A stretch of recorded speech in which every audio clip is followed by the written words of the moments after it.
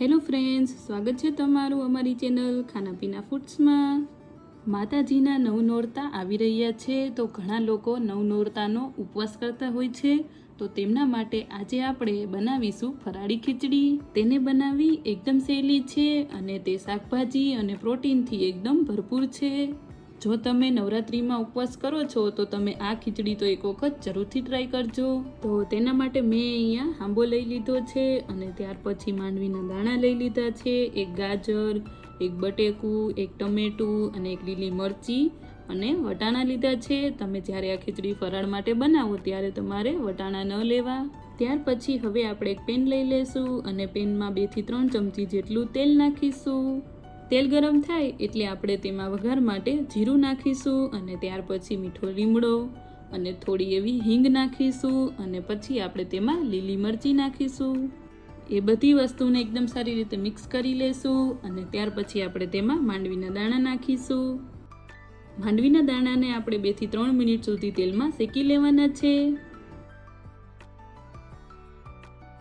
ત્યાર પછી આપણે તેમાં બટેકું અને ગાજર નાખીશું અને તેને પણ એકદમ સારી રીતે મિક્સ કરી લેશું।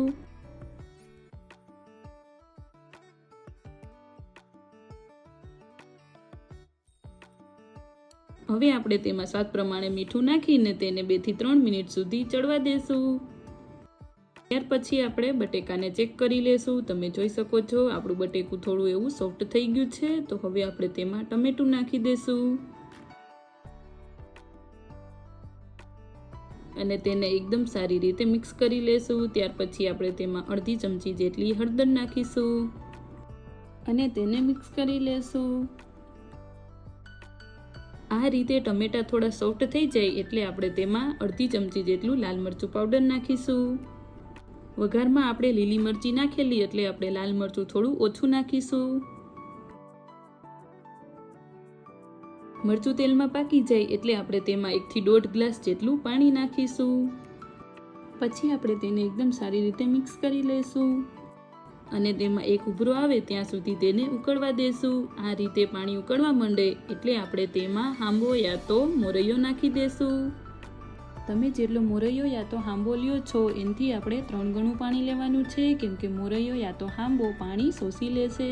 પછી આપણે તેને એકદમ સારી રીતે મિક્સ કરી લેશું અને તેને 2 થી 3 મિનિટ સુધી ચડવા દેશું। મેં અહીંયા ફ્રોઝન વટાણા લીધા છે એટલે વટાણાને આપણે હવે એડ કરીશું। તમે એક વસ્તુનું ધ્યાન રાખજો, જ્યારે આ ખીચડી તમે ફરાળ માટે બનાવો ત્યારે વટાણા એડ નથી કરવાના। તમે જોઈ શકો છો આપણી ખીચડી બનીને તૈયાર છે।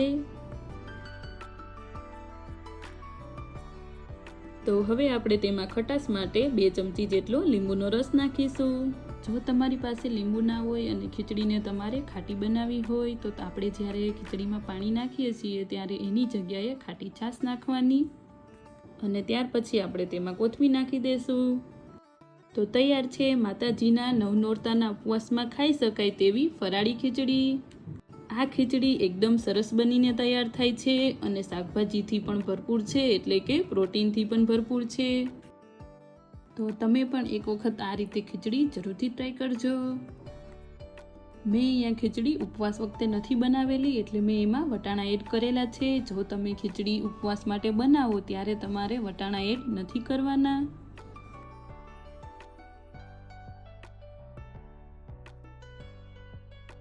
જો તમને મારી આ રેસીપી ગમી હોય તો વિડીયોને લાઇક, શેર અને ચેનલને સબસ્ક્રાઈબ જરૂરથી કરજો।